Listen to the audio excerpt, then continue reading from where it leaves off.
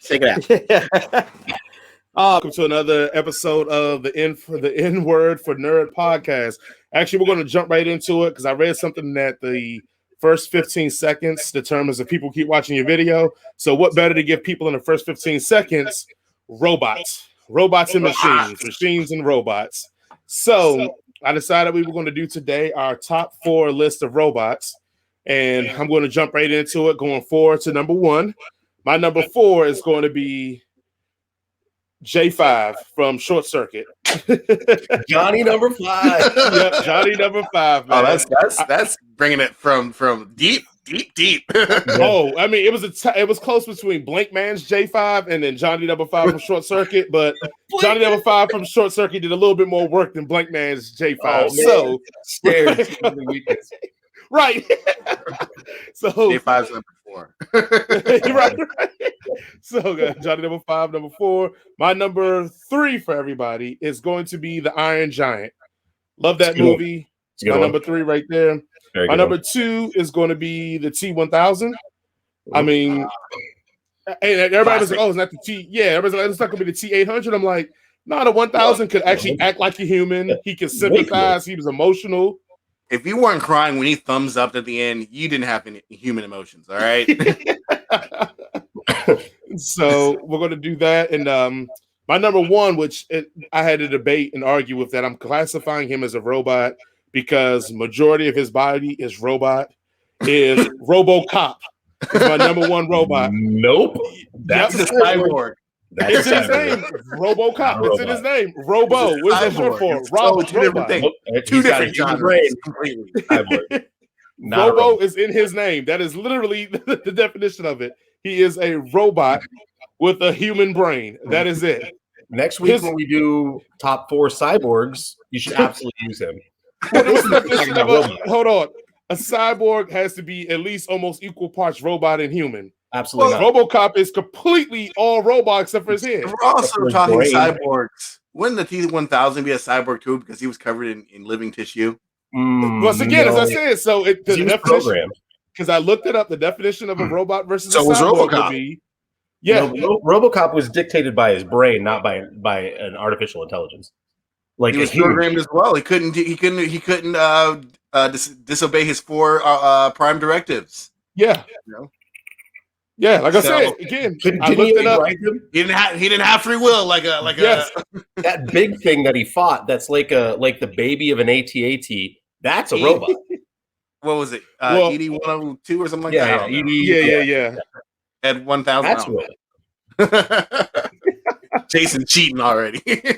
Look, straight up. If his name is robot, I'm gonna cheat you as well. So and in his number 1 spot. Well, you're gonna say date, aren't you? Oh, God, yes. Is that on my list?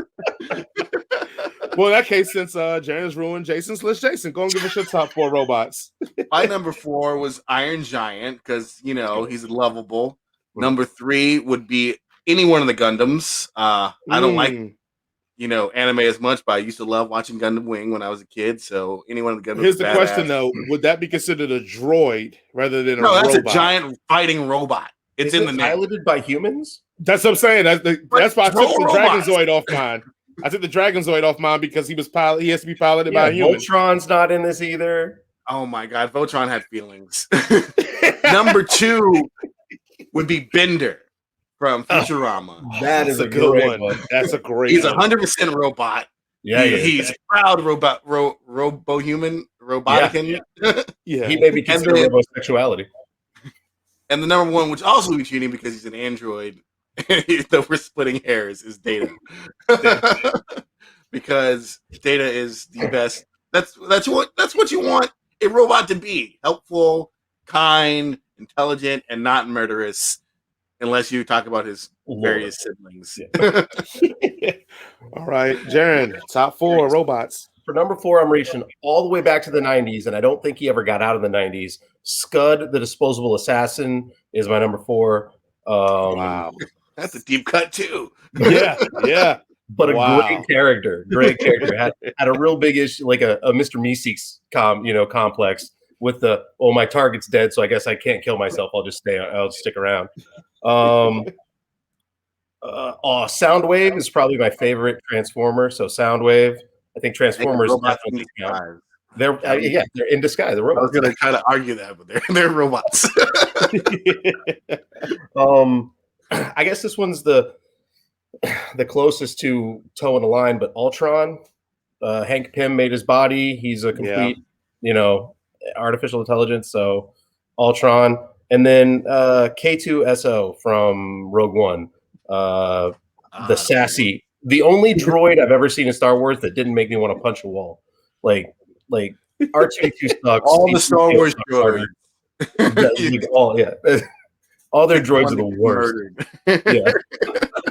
So although the Mandalorian, the murder droid in Mandalorian was pretty dope too. IG-88, or he wasn't IG-88, he was IG-80 something, 83 or something. Yeah, but I mean, K2SO, everybody's going to kill us because there's no Optimus. So that's going to be the biggest thing that we didn't put Optimus on any of our lists. People will destroy us for that. I feel like the Michael Bay movies ruined Optimus Prime for me. Especially the third one, where he was just like, "Yeah, we're just gonna let you destroy the Chicago just to prove a point." Like, that makes you culpable, bro. Right, part of this. Any honorable mentions that you all had that were close to making a list, but kept them all? Oh yeah, my honorable mention is the butter robot from Rick and Morty. This is your purpose. What is my purpose? Give me butter. Oh God. I would say R2-D2 because fuck you, Jaren. Trash. Sand. How did he get through the desert? It's bullshit. Those tracks. It's a fantasy movie. He got through the desert through magic. Okay. He secretly had the Force too, and you just didn't know it. Robots can have the Force. It's everywhere. My honorable mention was R2-D2, and my close to second because I couldn't justify it was the Dragonzoid from Power Rangers, but I felt like that is a droid. It had to be controlled by a human and not a robot. So, but I would love to put them on there. That would be the only time in human history where everybody gets lit when a flute is played. Right. Oh, she's got his flute out. Oh no. Well, hopefully everybody enjoyed that. Welcome to the In for Nerd podcast. Like I mentioned before, I'm your host, Jason, here with my two funny, great associates that keep bringing all this top-notch content to everybody. Before we begin, if you like what you heard, please comment down below, but also remember to like, subscribe, share, and follow us on pretty much everything. We're on YouTube and Facebook under Headcanon Circus, and we're under all the listening devices for podcasts, so you can find us again there under Headcanon Circus as well. Let's jump right into my co-host, Jaren. How's it going today, sir? I'm doing awesome. How you doing? All right. And then we have the Duke of all nerds, Jason. How are you today, my friend? I haven't been deposed yet, so that's great. I mean, you got some. I mean, you just got some jewelry recently, didn't you? Like, I heard you were slaying people. I got a silver medal in my gym's tournament, BJJ tournament, and I got it because one guy got injured and I won one, so that's great. But mostly, I got beat up a lot. Well, in that case, anybody wants some smoke, Jason's not only our Duke, but also our bodyguard. So we'll just keep that right. I've got two moves: punch in the throat and run away. Right. My old move is to just cry and hopefully they'll feel sorry for me and walk away. But you can do that fetal position and a cry. Usually, people feel bad and just be like, "It's not worth it." Grown man crying? Oh, I can't do this. Right. Right in front of my daughters too. I let them know it's a defense mechanism. So today's theme, which we have themed pretty well while we did the top 4 robots, is because today's theme is going to be a lot of shows that could include robots, machinery, droids, cyborgs, all the robotic clan all together. So speaking of that, this is actually a movie that Jaren put me on Netflix. It is The Mitchells versus the Machines. And Jaren was so excited to talk about this because one big reason is because of the animation. So what I'm going to do is I'm just going to mute my mic and allow Jaren and Jason to geek over the animation for 5 minutes. You guys have 5 minutes, and then we'll get into reviewing of the movie. So Jaren, How was the animation, and what did you enjoy? Wow. First of all, Sony, they've been knocking out of the park with their animation. Into the Spider-Verse, probably one of my favorite animated movies in the last 20 years. This one was a lot of fun. I love I love how clean, I guess, the character models look. They definitely have a style that flows through all of them. But the the rigging that they had to do to get some of the outlandish expressions was phenomenal. The direction was good. The camera was in a great place almost all the time. The jokes hit well. I love the two-dimensional art on, like, for the eyes. You can get the eyes themselves are like three-dimensional, but oftentimes they'll have interesting things happening with their pupils, or like kind of sketched extra parts of their eyes or whatever that goes on top of it. Looked exceptional.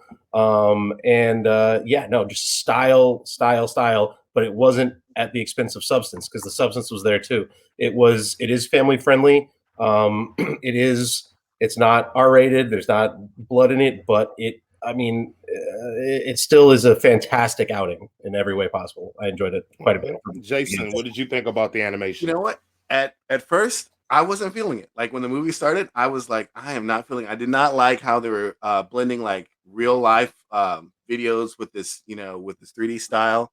But as the movie progressed, like they just have like a kineticism to it that was so infectious that like everything was like it was like I just ate a whole bunch of Fruity Loops or something like that, and I was on a sugar high. Like everything was so kinetic and so fast and fast paced, and like the animation was just so smooth and great. Like I couldn't help but just like getting carried along with it. I was like, "Oh, man, this is kind of dope," And I would have to agree with Jaron. Like, even though at first I was not kind of feeling it, like you can tell like they put a lot of thought in the character designs. Each character you could tell like from their like silhouettes how they were different. The comedy was top notch, especially like the two broken robots were hilarious. Like I had like was not chuckling at first, and then I found myself like really laughing out loud whenever they were on screen. It's like those animators captured like the differences between like the human forms and the robot forms, but still making them relatable. It's kind of like you could go one extreme and make them like completely like foreign robots and like make them unrelatable. We could talk about this one in our next segment. But this movie was great. It was fun. That's the best part about it. It was fun. Yeah. And like, yeah, that's, I mean, as a fellow animator type, I paid particular attention to when the entire family was dressed as robots and their walk cycles when they were in the lines with the robots. I was like, did they just transplant the walk cycle from the actual robot to the people? No, they didn't. No, they did a great job of making them fail ever so slightly at looking what they're trying to look like. And I thought that was fantastic. Movies like this makes me wish that I had not failed art school. That's what it makes me sad because I am not doing animation today. I do computer programming, which is important work, way more lucrative. But it's not as fun. Every so often I see things like this and I harken back to the days where I was a lonely art student trying to fill out my sketchbook, spending hours in front of my computer, moving vertices just to get models done, and like this movie was it brought a tear to my eye. It was that dog, man, that dog. Like I was like, oh my god, this is their version of the Minion. And then as you get on, I was like, this dog is adorable. I love this dog. Right. They did so much with that dog. It's just like, like the painterly style of the textures on it, like it was great. Like everything made sense to the movie they were doing, even down to the soundtrack of the movie they put the music they played. They put in a terrible song from 2008, but it was a part of the story.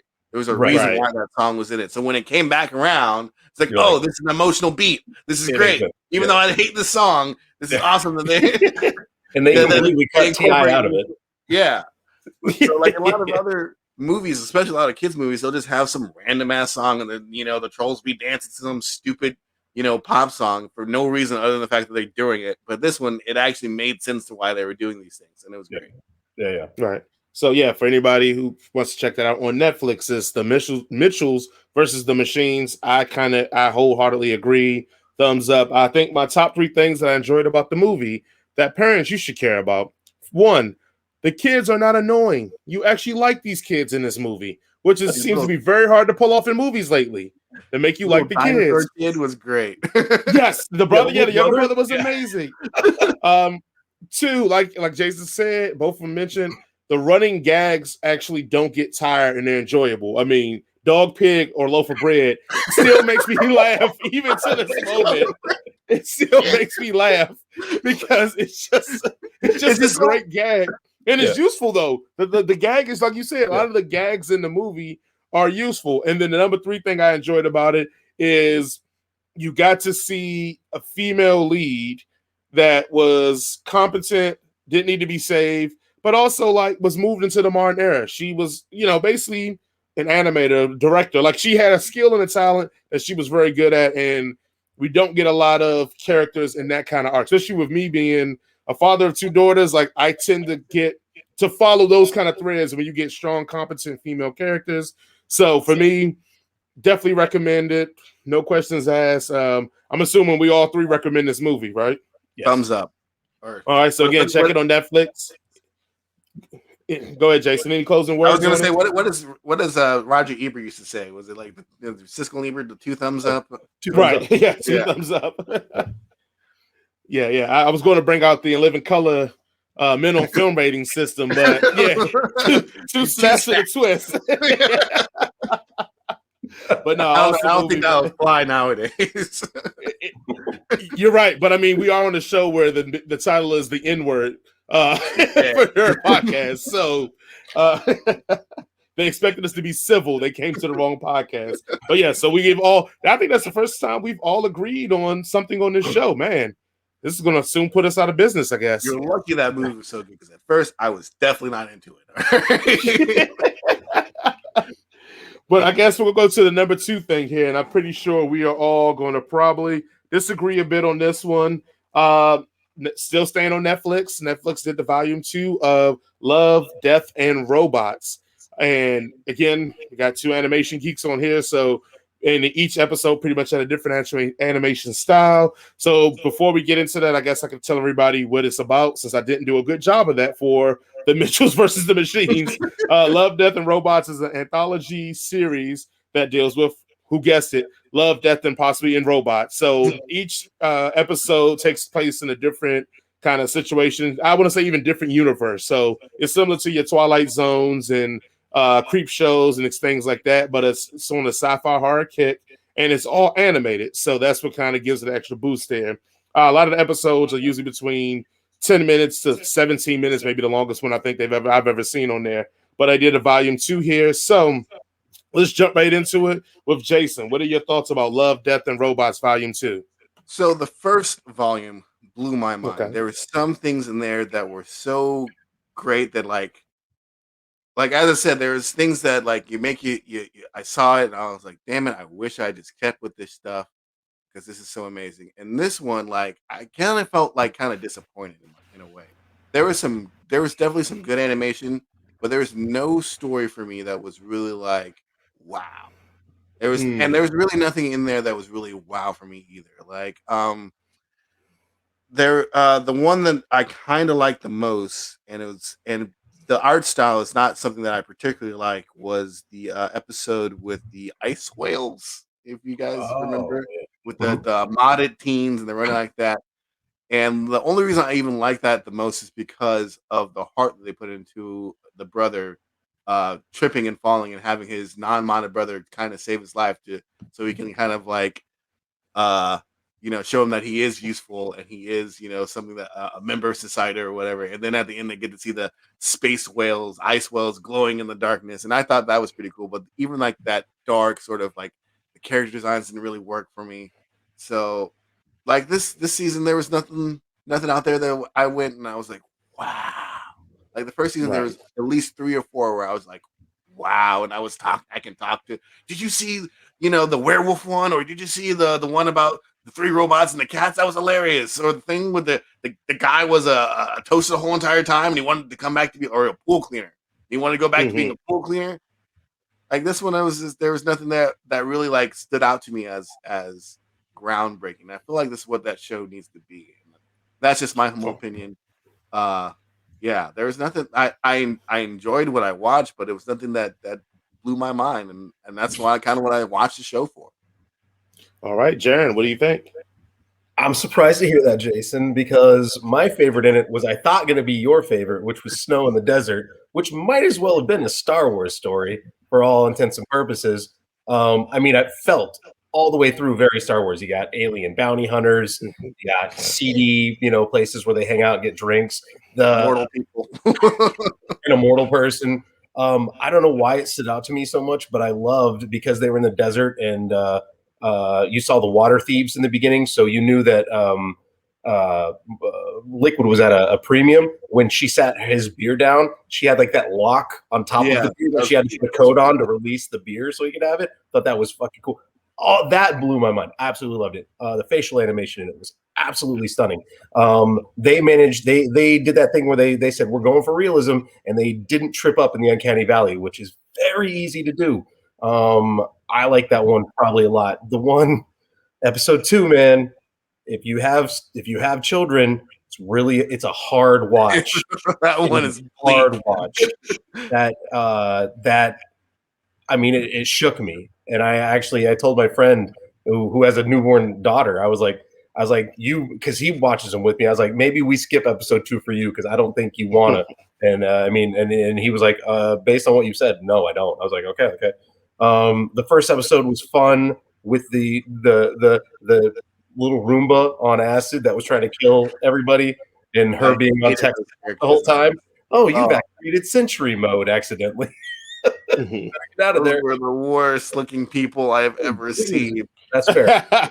Art style wise, I did not like the way they looked. It was creepy, but it was also what happened if Wally turned evil. I guess I don't know. I thought the story was fun. It kept me there. But yeah, Snow in the Desert was the standout. It was the one that I would put equivalent to the werewolf story in the first one.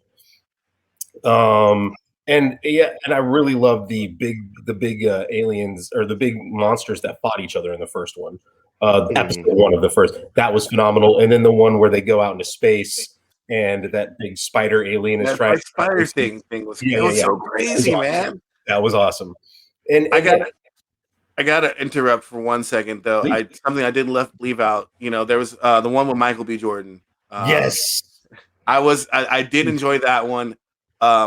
There were parts in that where I was like, "Is that really Michael B. Jordan?" Like, no, that's not really. Is that really? No, that's not really. So that there was definitely some groundbreaking stuff in it. It's just like I'm a 100 the whole package kind of guy, and for me, like a lot of the stories just didn't hit. So and there was a lot less of them. Yeah, and there was I finished in the afternoon. Yeah. But yeah, that Michael B. Jordan one, I was gonna get that. Snow in the Desert is my favorite. The Michael B. Jordan one was phenomenal. You felt the threat of that mess, that robot that's malfunctioning. Every time he hit something, there was a weight and there was a punch to his impacts. And I mean, he's already injured. He just got out of a crash. He's he cannot leave that area because there's no oxygen outside. Like it's like he's stuck in there with it. I mean, he steps on his hand and crushes his fingers. That was gnarly. Ooh, good I stuff. recommend that one. Okay, you just don't even recommend Snow in the Desert at all. You didn't think that was fun? It was fun. It's just I don't know. It just didn't. I don't know. It just didn't work for me. That's just my thing. I was just like unimpressed. I guess. I like the. Okay, well, let's do this. And that's my bar is low. Right. The two immortals found each other. It's like, oh, love.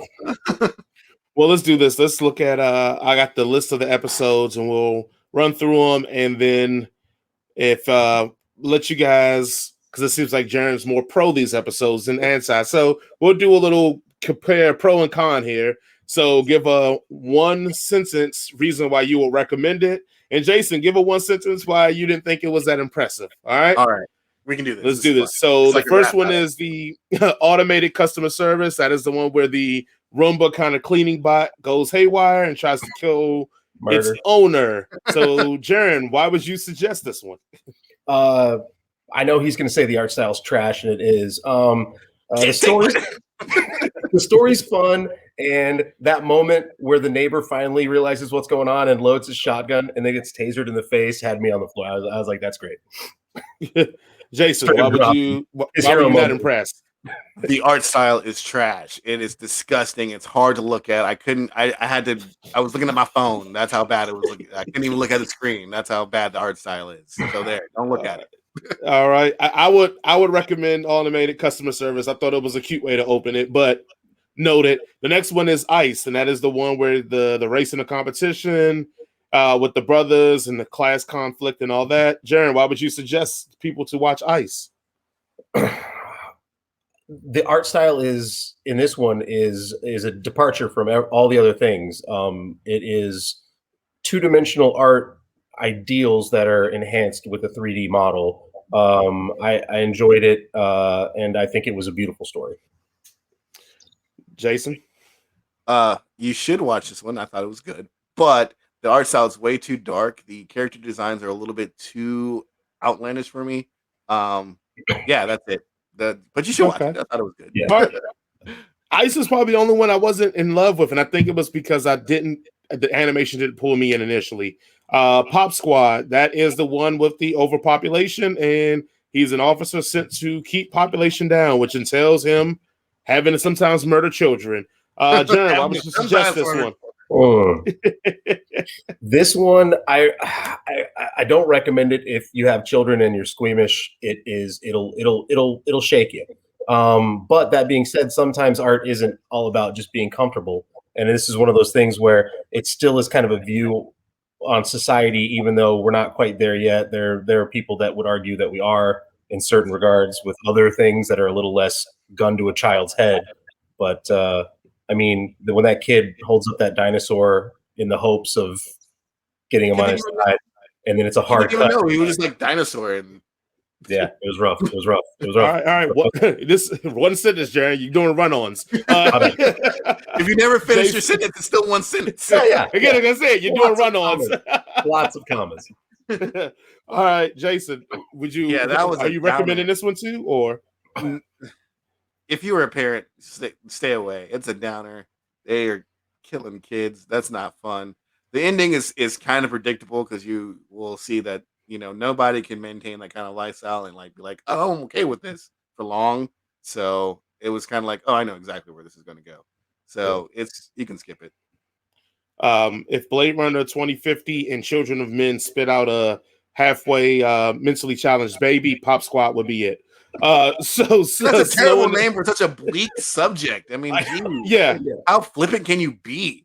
Exactly. Does not prepare the audience, not at all. Snow in the Desert. Basically, I think Jaron hit that pretty well. Snow is hunted by a bunch of hired killers to go after him. He meets another young lady, and they spark it up. And then, like I said, we have a conclusion that explains a little bit about everything. Jaron, your thoughts? Why would you recommend this? Beautiful, well executed, and a fun. It definitely gives you the idea that the world is much bigger than this one story. All right, Jason. Why I wouldn't recommend this because the world is so much bigger than this one story. You're left wanting more. You want more from this whole entire thing, and it's like, oh, it's over. You'll never see about this ever again. So, yeah, definitely needs a follow up. I don't want you to get blue balls for nothing. Yeah, hey, look, I'll agree with you. I thought Snow in the Desert felt so Star Wars that I thought it was actually like old Han Solo when it all went down. So, yeah, I'm right there with you. I loved it. I did enjoy it a lot. So the next one is The Tall Grass. Jaron, why would you watch The Tall Grass? This was probably my least favorite one just because I'd already seen this movie. I think it's called Tall Grass. I don't know. Yeah. Sorry. For people who don't know, it's a tall grass. The train stops in the middle of nowhere, and the grass is tall. And one of the passengers gets out to enjoy just a nice, delicious smoke and realizes that it's monsters in that they're here feed tall grass. The end. I saw this in an actual movie not too long ago, and it's just about getting lost in the grass. Yeah, and there were no monsters; just the grass in that one was the bad guys, wasn't it? Or the people. There were definitely like things that had died and then were reanimated or whatever. Yeah, they found all Jason, For me, it was like there was no real story here. An idiot gets off the train. The dude was like, "Don't go wandering. This train's gonna leave if you go off then, and you're not back." And he's like, "Oh, I'm just gonna go wandering. This is gonna be fine." Oh. Also, that conductor, that's some bullshit. If he knew, he said, I've heard blah, blah, blah, this, that, and Like, get your ass back on the train. What are you doing out here? Warning. Yeah, he was real fucking casual considering he knows what goes on. Don't go wandering. There might be monsters out there, and they'll rip you to shreds, and you will never, ever live again. It'll be just horrible. No. It's dangerous. Get back on the train. Get off the effing train. Look. I'm gonna be here contrarian it. I like the tall grass for only one reason. You guys most know that horror is my favorite genre. If this was the opening scene to a horror movie, it would have been great. Minus the explanation at the end. Yeah, minus the explanation at the end where he's like, "Oh, must be like some alternate." Like, whoa! I don't even know any of this stuff you're telling me. Should be like, I don't fucking know what happened. Right. That movie exists, Jason. I'll send you a link. Yeah. Oh no, I know. I'm just saying, like this opening was. I felt like you're right. I felt like it should have been. It was more. If this was a full movie, that opening scene would have been really great. Yeah. Which begs the question: how do you even build a railroad through that in the first place? If they're like the grass came second, clearly. Clearly, fields of grass. Come at it with an industrial mower, and the grass has no power at that point. You just hit it. All right, the next one is All Through the House. This is one story that takes place on Christmas Eve / Christmas, and the children are meted by Santa Claus. Ooh. Really old Saint Nightmare. So, Jared, why would you suggest this one? This one was short, sweet, and terrifyingly awesome. I thought it was great. It not much speaking in it. The wrapping up at the end. What would have happened if we weren't good? I'm like, yes. Yep. Exactly. Perfect. Yeah. Jason, what about you? I'm going to agree. That was phenomenal. It was, short, sweet, and to the point, and a creature design for Santa Claus that is out of this world. Yeah. And the way he brings the presents is great. He just horfs them up. Right, and I will never celebrate Christmas again. I am Jewish now. I'm going to light menorahs. When you said that it was nothing that wowed you, and I like that's the first thing I thought about. Like that's my favorite. This one's my favorite one.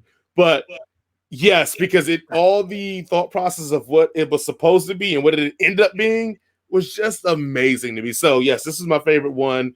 But yeah, I loved it. Yeah, especially the ending. What would have happened if we weren't good? It's so great. It chokes out those words too. It's like petting the kid. Yeah. Stay good. Like, here's your present. Like, do you have a factory in there? Like, I was good this year. Can you choke me out an Xbox X, please? Yeah, right.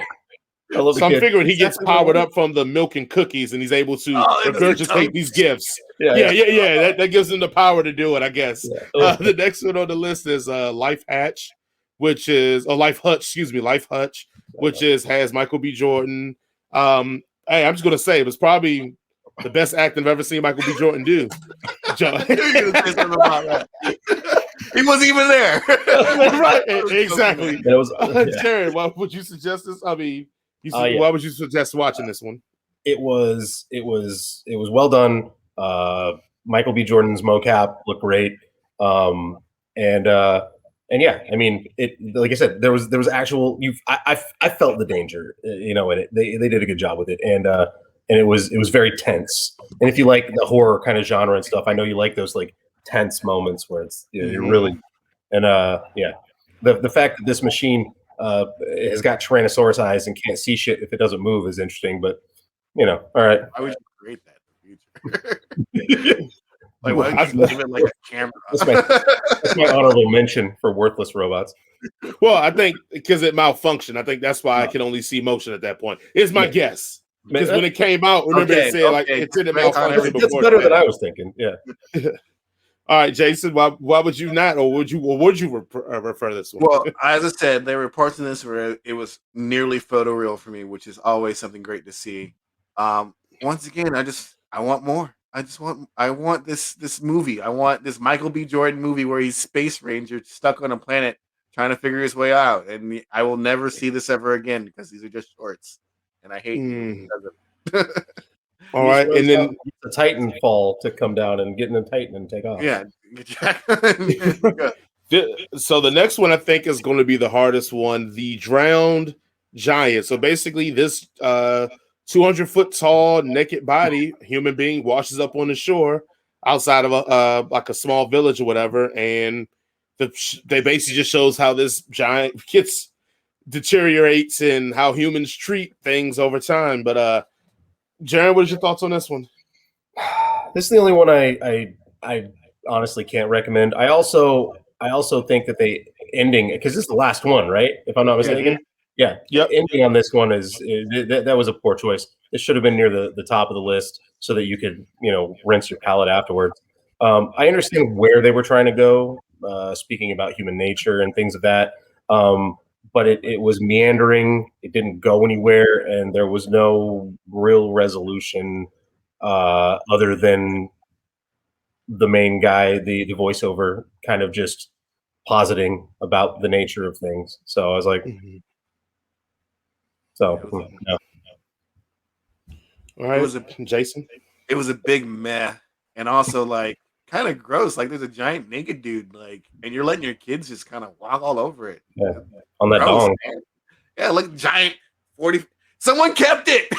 Yeah. Someone kept his penis, and they say and they have it in a sideshow. It's maybe it's like a metaphor for like environmental issues, like when whales beach and stuff like that. Because at this end of it, they say, people even forgot where it came, like where these bones came from. They all think they were whales or whatever, and even the penis was there. They marketed it as a whale's penis, but like it didn't go anywhere. There was actually no story to it. It didn't go anywhere.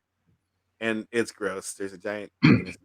If the guy, and I bet Jason will agree with me on this, if the guy wanted to tell, if you just had to get this story out, this was your creative tour de force, right? You had to do it.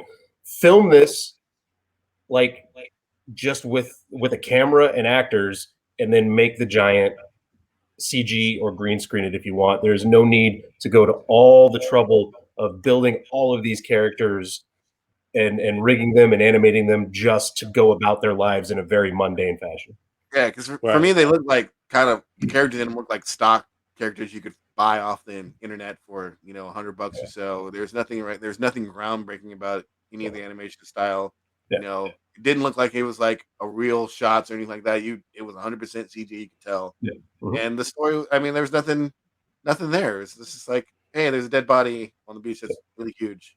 Yep, that's weird. And I'm like, right. Like, this should be a big deal. Like, they're giants out there, naked dudes, and how this guy died. Like, what? There's so many questions here, and you're just like, no government, no government tents that all show up. Yeah.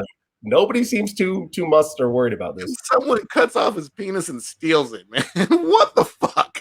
Great dick theft. No, and I think that's why I said it's probably the hardest one to judge, because I'm intrigued by this world, but nothing in the short made me care that I wanted to know any. Like you said, there was so many questions I had, and I'm like, and maybe this short's going to touch on some things and give some mythology or some world building, and it gave me nothing. And I was like, well, it did leave me interested in wanting to know about this world, but on the same token, I was like, if you didn't care enough to tell me, then why do I care about knowing the rest? So whatever. But yeah, I think that this one was probably one of the weaker ones out of both seasons, but especially out of this season. You have to ask yourself, what the fuck has gone on in this world prior to this where this ain't a big deal and no one seems to give a fuck? Like it's not like it's like this is the first giant human they've ever seen, and they're just like, cool, this is neat. Hey, bring the kids. Let's go see this giant guy laying on the beach. He's dead. So after last week's alien invasion, this ain't shit though, right? I'm like, what happened the week prior that this ain't a big deal? They must live in the Marvel universe or something. That's the only time people are just like, okay. Yeah. I've seen guys. Don't care where it came from. Don't care where it's going. A robot threw Sokovia at us once.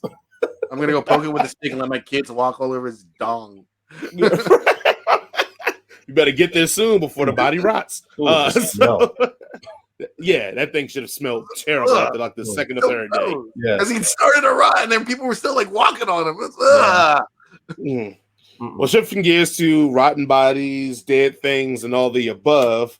Netflix is so sad to say goodbye, but brought us the final season, supposedly, of Castlevania, season 4. So we get to follow Alucard and, Trevor Belmont and everybody else that was involved to wrap up the storyline. So I know Jaren didn't get a chance to really catch up and watch it all.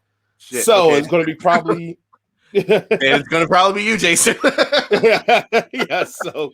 I figured that, but you say that it's not... Simon didn't make it in yet?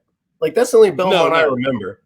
They Simon's way down the line, like from Trevor. Like Trevor. Yeah. Simon like Belmont, Trevor's the original, right? From the NES? No. In the games, I think Simon might have been the original, but when they expanded mythology, in the Game Master and shit, he's been doing his thing. He's been holding it down. Why isn't he in this yet? Like, how many Belmonts we got to get through to get to the good ones? Well, Trevor's Trevor's technically a fan favorite as well. Trevor, Richter, and Simon are probably the 3 most popular ones that people will name. And Trevor's Trevor's the first one to beat Dracula technically in the mythology of the whole thing. So that's why they started with Trevor. But anyway, 4 seasons. I mean, the whole series, like I said, I know you guys didn't watch it all, but I would tell you to binge it. It's really fucking good. Season 4 wrapped up pretty much all the storylines.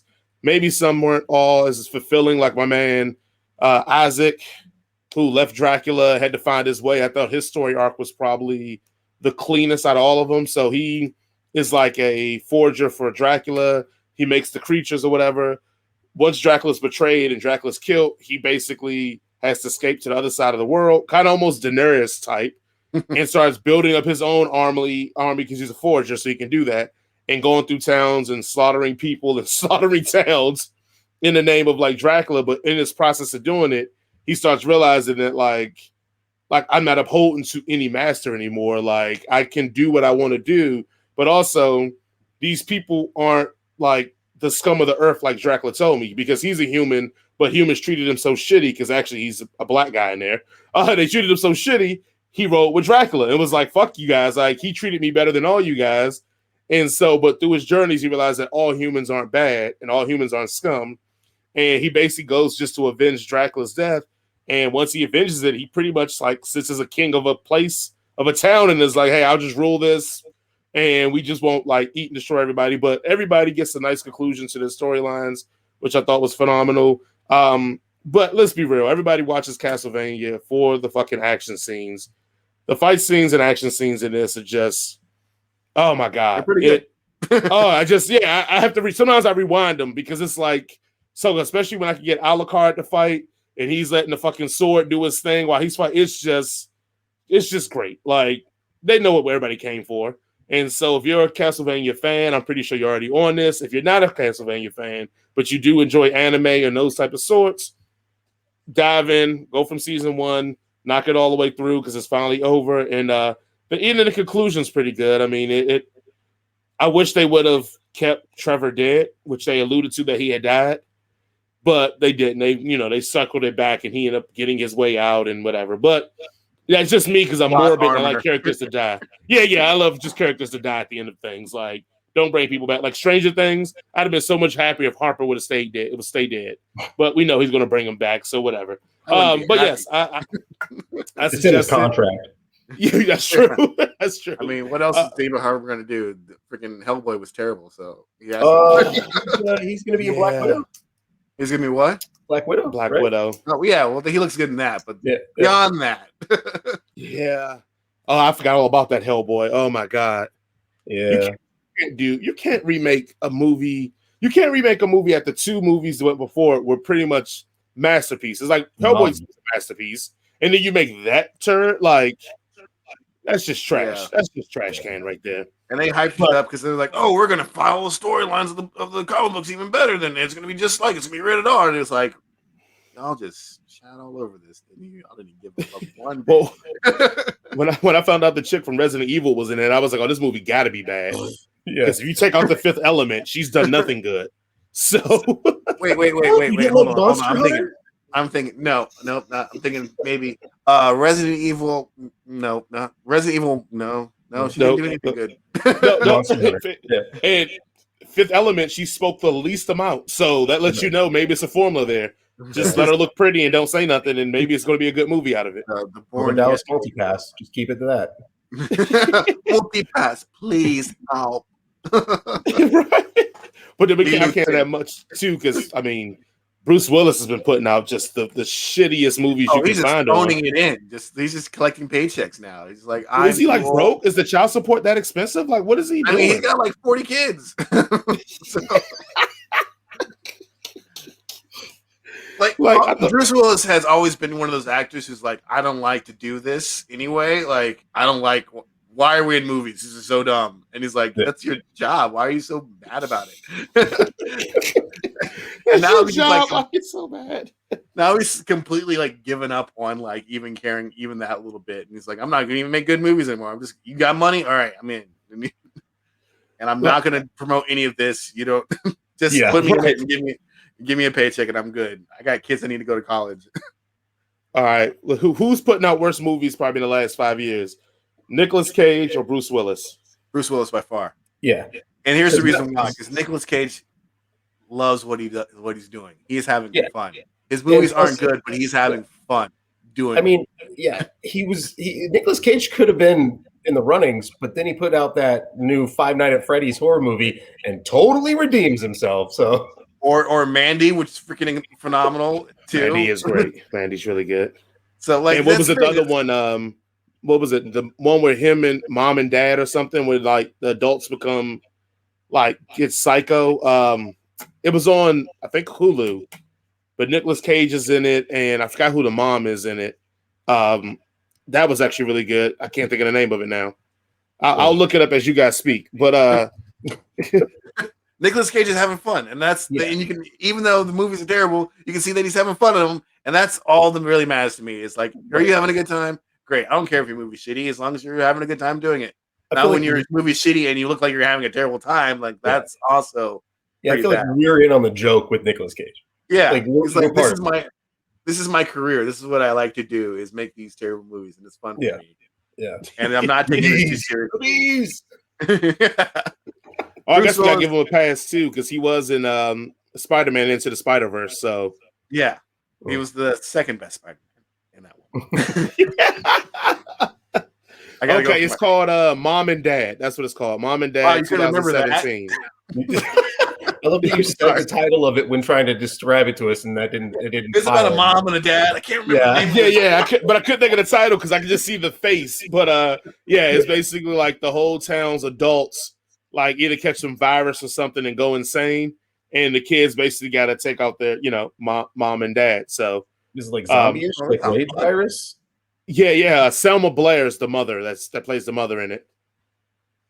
Yeah, check it out. It's on Hulu, I believe, but I think you guys check it out. Granted, it goes to the point that he's putting out better movies than shitty Bruce Willis. Like there's the one with him and this other dude was in terrible movies, but it's like the spacefaring one, and I was like, I want to give this a try, and I was like, in 5 minutes in, I was like, nope, turn it off. Who? This was Bruce Willis. Yeah, this just came out. I can't remember the name of it either, but it's like him. He's in space doing space stuff. Armageddon 2. He resurrected his body. Armageddon 2 with actual astronauts going to do the thing that actual astronauts can do because they're astronauts. Yeah, it's a lot easier to train an astronaut who's a really smart person to drill holes than it is to train an oil driller to be an astronaut.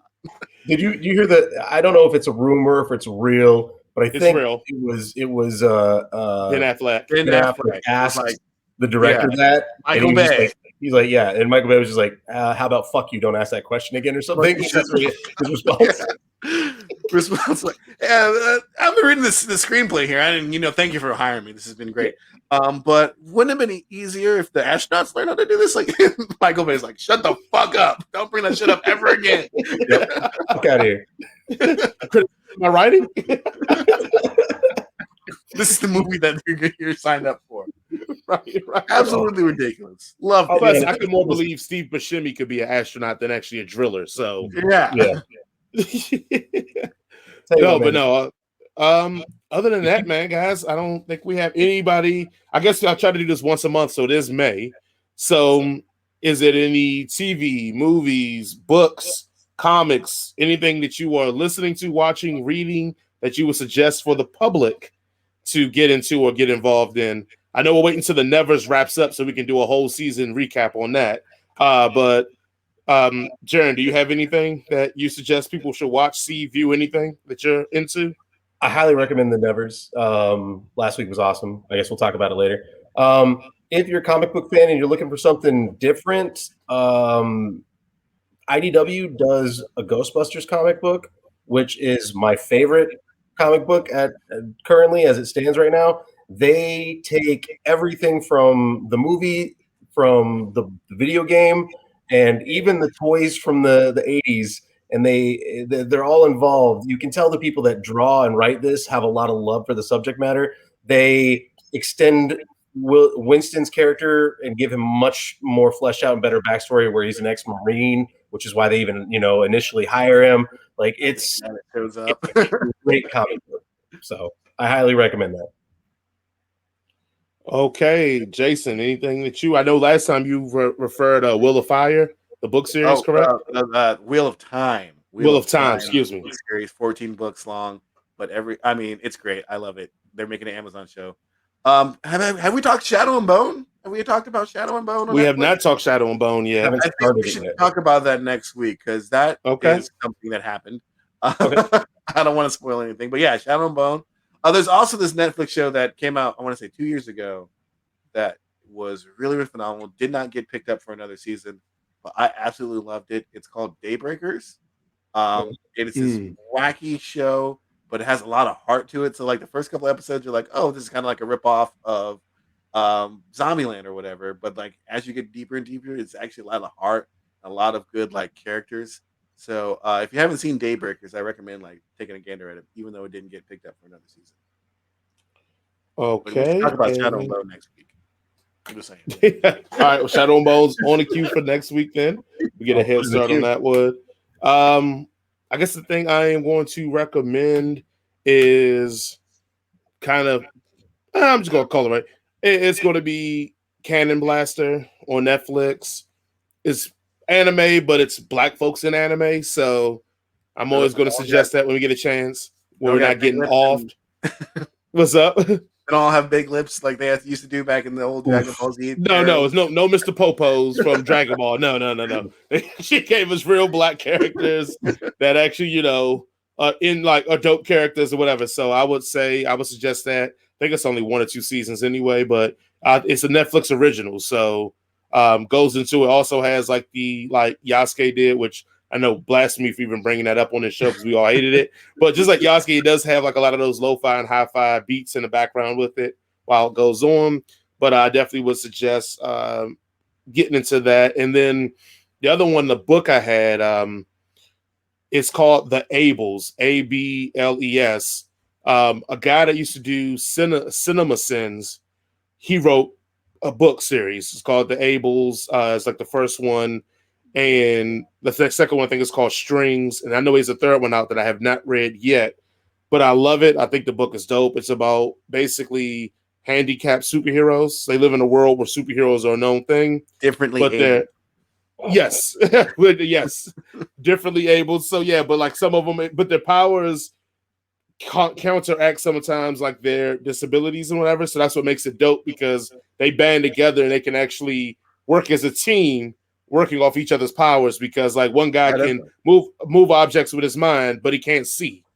So he can use another person's ability to see. Like it's a good book. Like I really, really enjoy it. And when I finished the second one and found out he had a third one, I immediately put that on the order list. And then I was going to do it on Kindle and I did it. Then I was like, you know what? I want to buy the hard copy, to support this dude. So I actually have 2 copies of this dude's book, like, just to support him and hopefully he keeps doing it. But yeah, I would say that would be my book recommendation is The Ables. And I'm surprised it still has not been made into a movie yet because it's just a great premise. Better, worse, or the same as Handyman. Oh, God. I'm going to say they are the same as Handyman because Handyman, he stopped the crimes. He did. He did stop the crabs. I don't think you want that kind of representation. Every time he fell out of the window.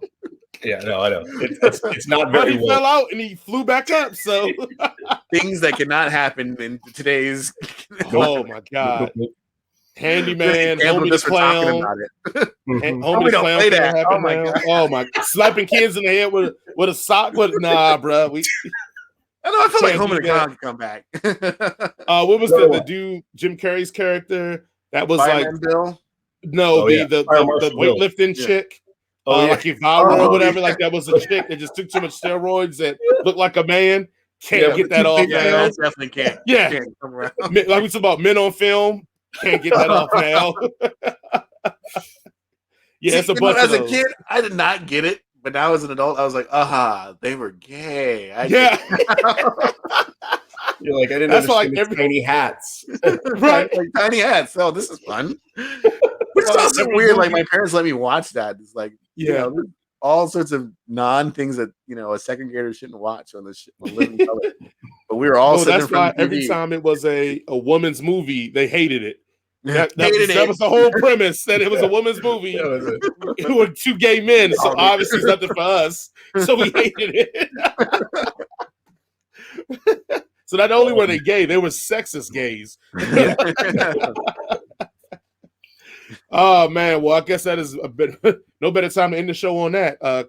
Calling someone, you know, homosexual, sexist, gay. So with that being said, guys, if you like more of this content and enjoy what you're hearing, listening to, or watching, please remember to like, subscribe, share, and follow on YouTube and on Facebook under Headcanon Circus. On this site, we have a music program as well as a wrestling program. I even sneak in a sports program from time to time as well. So if it is some kind of show that you actually would like us to watch or review, let us know in the comments. If it's a book that you want us to read, we'll figure out time to get it done and read it as well. So I can't read, so I don't really know. We'll give Jason the audio. The Duke of Nerds get the audio version. So make sure it has audio for him. But we'll do that as well. But again, we'd like to thank everybody for watching and listening. The reception has been great and positive. I do want to note that the only real backlash we've gotten is that people are still mystified about how we don't have Aang as our number one avatar on all of our lists. And we'll save that for another day. I actually want to bring on one of the guys that feel that way and have them defend themselves. Hopefully I can get them on next week and have them defend why Aang should be the best avatar, and then we'll go from there. As we shout him down. Let's just get a collection of all the angry comments and make fun of them. Right. Well, if we get more, if we get some, I will do that. Hell, I would like to invite them on so we can argue. Like you said, shout them down and embarrass them and tell them why their opinion's completely wrong. So not only are your opinions wrong, but you're a bad person. And you don't deserve it. You don't deserve any goodness in life. Screen space, like right there. We'll put them in a half box. right. You're a bad person. That'd be awesome. Well, guys, like always, I appreciate you guys joining me, and I really, really do. I love doing this every single week. Hopefully, you guys love it as much as I do too. And we will see everybody next week. Peace. See ya. This is a Head Cannon Circus production.